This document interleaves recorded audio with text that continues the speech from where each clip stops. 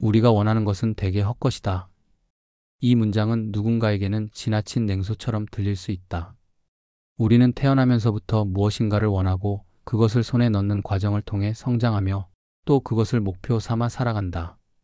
원함이 없으면 삶은 무기력해지고 원함이 있기에 인간은 움직이고 때로는 고통스럽게 분투하기도 한다.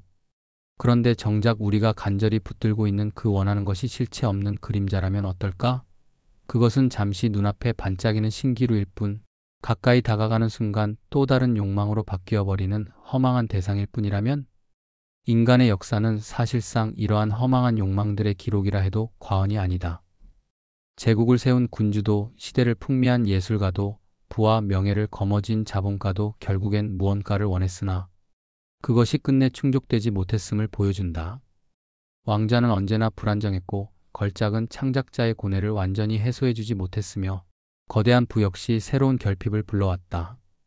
우리가 원하는 것은 언제나 채워지지 않고 채워지더라도 금세 색이 바래며 다시금 다른 욕망으로 대체된다. 철학자 쇼펜하우어는 인간의 삶을 욕망과 좌절의 끝없는 순환이라 보았다. 니체 또한 인간이 바라는 이상적 상태는 실제하지 않는 허상이며 우리는 결국 허물을 마주할 수밖에 없다고 말했다. 이 냉혹한 통찰은 인간의 욕망이 가진 구조적 성격을 드러낸다. 욕망은 결핍에서 생기고 결핍은 타인의 삶과의 비교, 아직 오지 않은 미래에 대한 환상에서 비롯된다. 다시 말해 우리는 늘 없는 것만 뚜렷하게 의식한다. 가진 것은 익숙해져 무뎌지고 없는 것만 유난히 또렷해진다. 그러니 우리가 원하는 것은 결국 헛것일 수밖에 없는 것이다. 이 글은 욕망의 헛됨을 탄식하거나 그저 체념하자는 이야기가 아니다. 오히려 우리는 욕망이 왜 헛것일 수밖에 없는지를 철저히 살펴보고자 한다. 철학적 사유, 심리학적 분석, 문학과 예술의 사례를 빌려 인간이 왜 자신이 가지지 않은 것만을 선명하게 바라보는지를 추적할 것이다. 그리고 그 과정을 통해 드러나는 사실은 욕망이 우리를 앞으로 이끌지만 동시에 끝내 우리를 배신한다는 아이러니다. 욕망은 실제하지 않는 대상을 마치 실제인 듯 꾸며내며 우리는 그 허상을 좇는다. 그러나 바로 그 허망함을 인식하는 순간 우리는 욕망의 굴레를 절망적으로 벗어나려 하기보다 차라리 욕망과 일정한 거리를 두며 살아갈 수 있는 작은 자유를 모색하게 된다. 이 글은 바로 그 작은 자유에 도달하기 위한 탐구의 여정이다. 우리가 원하는 것은 대개 실체라기보다는 그림자에 가깝다. 플라톤은 욕망을 결핍의 자각이라 불렀다. 이미 가진 것은 욕망할 수 없다. 욕망은 언제나 비어있는 것을 가리킨다. 하지만 그 비어있음이 실제로는 존재하지 않는 환영일 수 있다는 점에서 욕망은 본질적으로 헛것을 향한다. 철학자 쇼펜하우어는 인간을 의지의 화신으로 규정하면서도 그 의지가 채워질 수 없는 굶주림과 같다고 했다. 채우는 순간 곧바로 새로운 결핍이 드러나기 때문이다. 이처럼 인간의 욕망은 늘 다음을 향한 갈증을 만들어낸다. 라캉은 한 발 더 나아가 욕망을 실제하지 않는 대상이라 말했다. 우리가 원하는 것은 실제 대상 아브젝트이 아니라 우리가 그 대상에 부여한 상징과 환상이다. 예컨대 이 사람만 만나면 내 인생이 완전해질 거야 라는 믿음은 실존 인물이 아니라 그 인물에게 투영한 환상과 결합되어 있다. 욕망의 대상은 결코 충족될 수 없는 자리, 즉 부재를 통해서만 빛나는 자리다. 그렇다면 이 철학적이고 추상적인 설명을 우리 일상으로 가져오면 어떨까? 실제 삶 속에서 욕망은 헛것임을 보여주는 장면은 무수히 많다. 어느 청년이 수년간 준비해 어렵게 대기업에 입사한다. 합격 통보를 받던 순간 그는 이제 내 삶은 안정됐다. 행복할 거야. 라고 믿는다. 하지만 입사 후 몇 달이 지나자 그는 또 다른 불만에 휩싸인다. 상사의 지시가 부당하다고 느끼고 승진 속도가 빠른 동기를 질투하며 미래의 불확실성에 불안해한다. 입사 전에는 입사라는 성취만으로 모든 갈증이 해소될 듯 보였지만 막상 손에 넣은 순간 욕망은 이미 다른 곳으로 이동해 있었다. 원하는 직장은 결국 헛것이었다. 사랑도 마찬가지다. 오래도록 짝사랑하던 사람이 마침내 자신의 연인이 되었을 때 처음에는 세상이 달라진 듯 행복하다. 하지만 시간이 지나면 그는 상대방의 단점과 현실적 부담을 본다. 결혼을 하면 행복할 거라 믿지만 결혼한 뒤에는 좀 더 넓은 집이 있었으면, 아이 문제만 해결되면 경제적 여유가 조금만 더 있었으면 하는 새로운 욕망이 등장한다. 원하는 사람, 원하는 관계가 결국 영원히 채워주지 못하는 헛것임을 드러낸다. 꿈에 그리던 내 집 마련을 한순간도 그렇다. 월세살이에 지쳐 대출을 끌어안고 아파트를 구입한 사람은 며칠간은 세상을 다 가진 것 같은 뿌듯함을 느낀다. 하지만 얼마 지나지 않아 그 집의 층간 소음, 낡은 시설, 더 좋은 입지의 아파트와 비교하면서 불만을 키운다. 이 집만 가지면 행복할 거야 라던 바람은 순식간에 헛것으로 드러난다. 명예와 권력도 예외가 아니다. 스타가 되면, 정치인이 되면, 교수직을 얻으면 만족할 줄 알았던 사람들은 막상 그 자리에 오르면 더 큰 불안을 느낀다. 이제는 그 지위를 유지해야 한다는 부담, 더 큰 권력을 쥐어야 한다는 갈망에 시달린다. 명예라는 욕망은 성취의 순간 소멸하지 않고 더 큰 욕망으로 변질된다. 심지어 아주 사소한 욕망도 그렇다. 쇼핑을 하면서 이 옷만 있으면 내 자신감이 살아날 거야 라고 믿지만 실제로 옷을 사고 난 후엔 또 다른 아이템이 눈에 들어온다. 스마트폰을 최신 기종으로 바꾸면 만족할 줄 알지만 곧바로 새 모델 출시 소식에 마음이 흔들린다. 심리학은 이를 쾌락적 응어다닉 애덕테이션이라 설명한다. 복권에 당첨된 사람과 큰 사고를 겪은 사람 모두 1년이 지나면 원래의 행복 수준으로 돌아간다는 연구가 있다. 기쁨이나 슬픔은 강렬하지만 오래가지 않는다. 인간은 무언가를 원해 손에 넣는 순간에도 그 만족감은 잠시뿐이다. 또한 상대적 박탈감 렐러티브 데프러베이션 연구는 우리가 가진 것이 아니라 남이 가진 것을 더 크게 의식한다는 사실을 보여준다. 자신이 무엇을 얻었느냐보다 타인과 비교했을 때 자신이 무엇을 가지지 못했느냐가 욕망을 자극한다. 따라서 인간은 평생 타인이라는 거울에 비춰 결핍을 확인하고 그 결핍을 욕망하지만 정작 그것이 실체는 아니다. 결국 인간이 원한다고 믿는 것은 언제나 아직 손에 넣지 못한 것이고 손에 넣는 순간 더 이상 욕망의 대상이 아니다. 그래서 우리가 원했던 것은 실제하는 것이 아니라 부재와 결핍 자체다.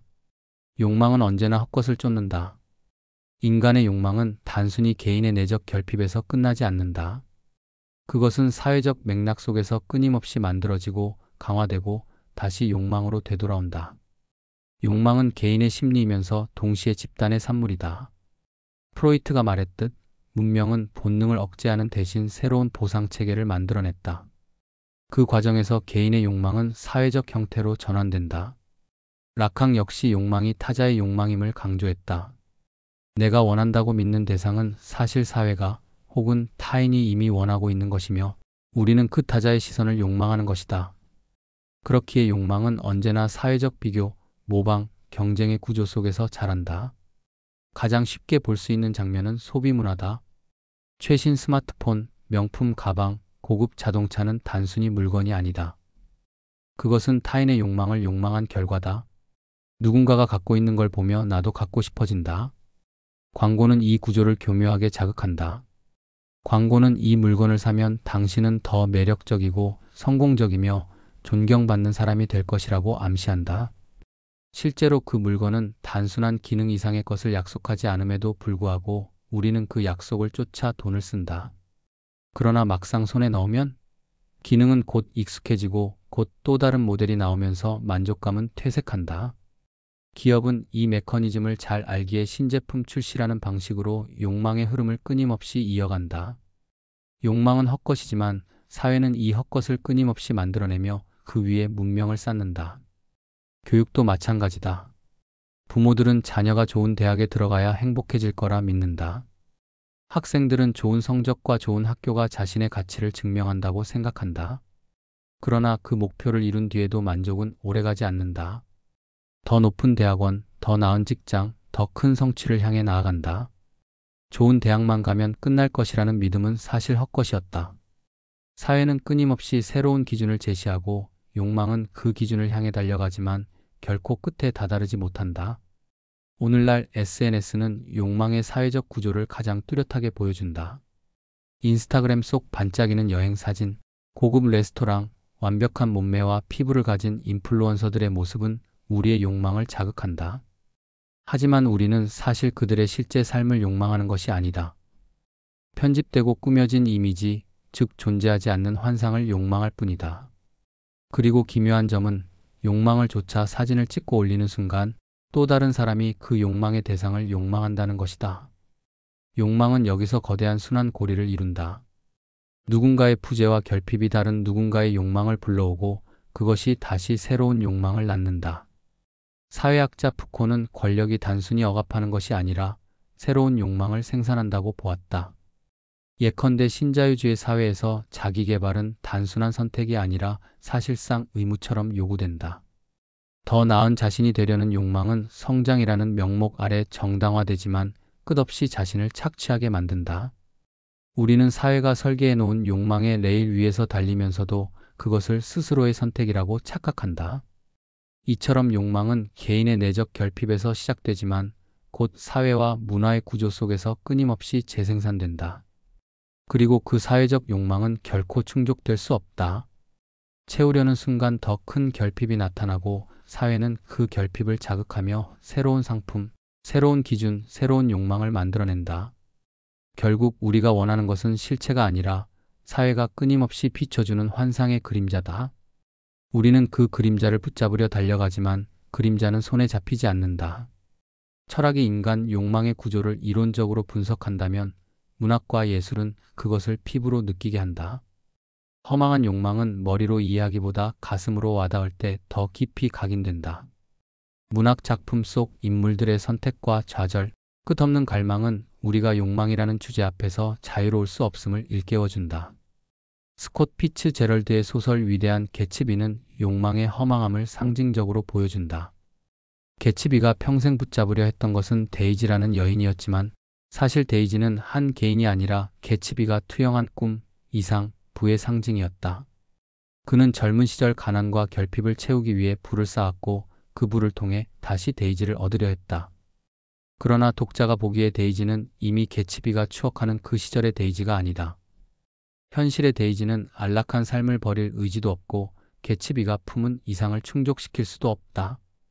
개츠비가 그렇게 간절히 바라던 재회는 사실상 불가능한 욕망의 허상이다.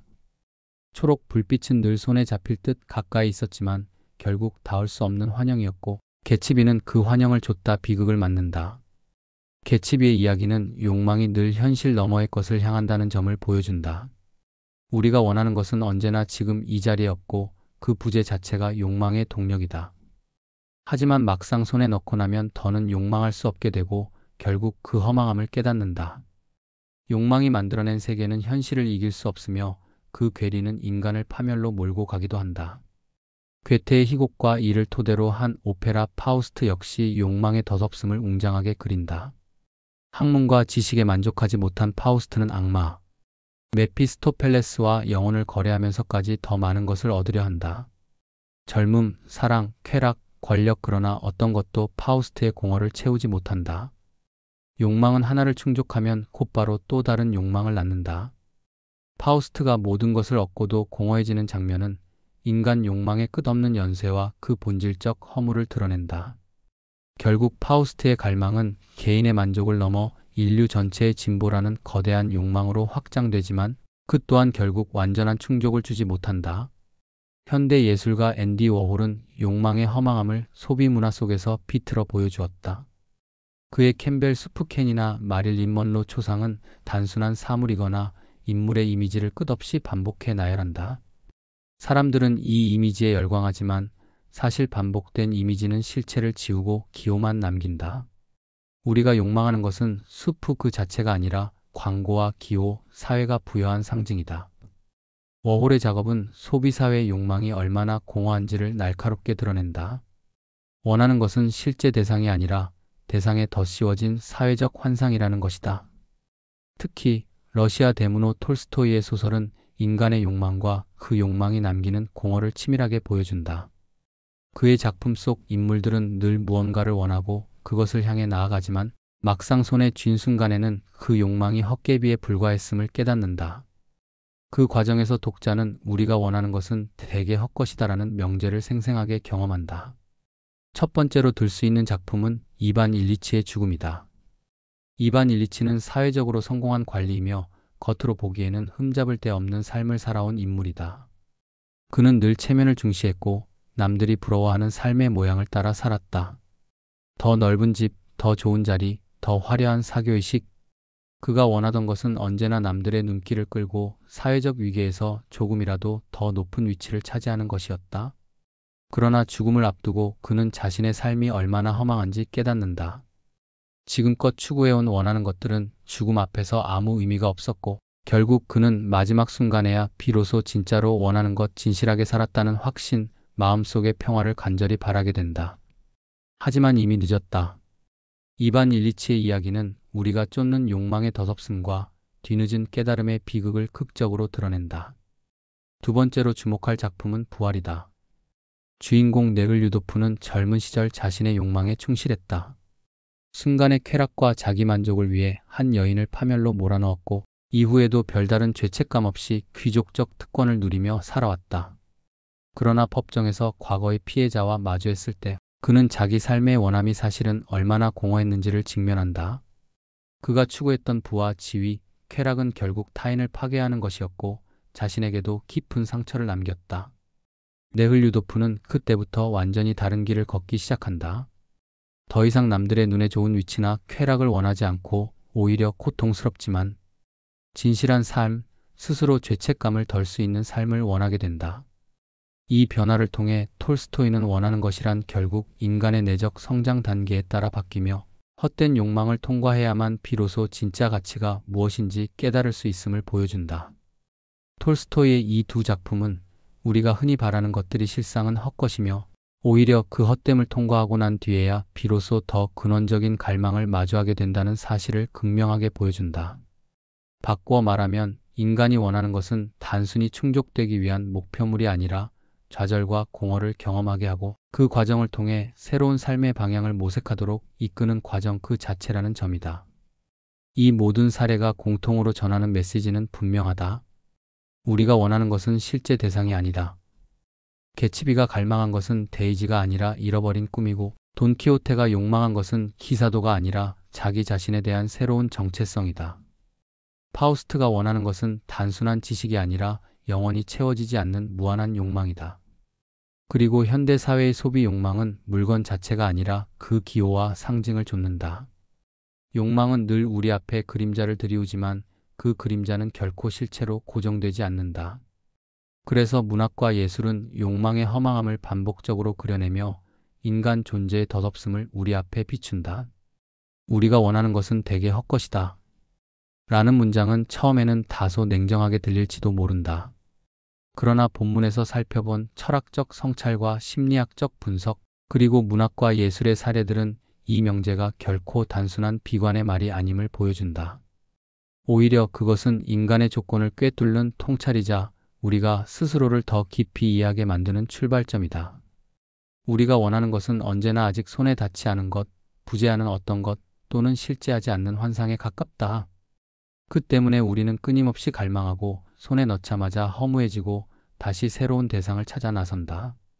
개츠비가 끝내 도달할 수 없었던 초록, 불빛, 돈키호테가 현실을 왜곡하면서까지 붙잡으려 했던 기사도의 이상, 파우스트가 악마와의 거래로도 충족할 수 없었던 무한한 욕망은 모두 같은 이야기를 반복한다.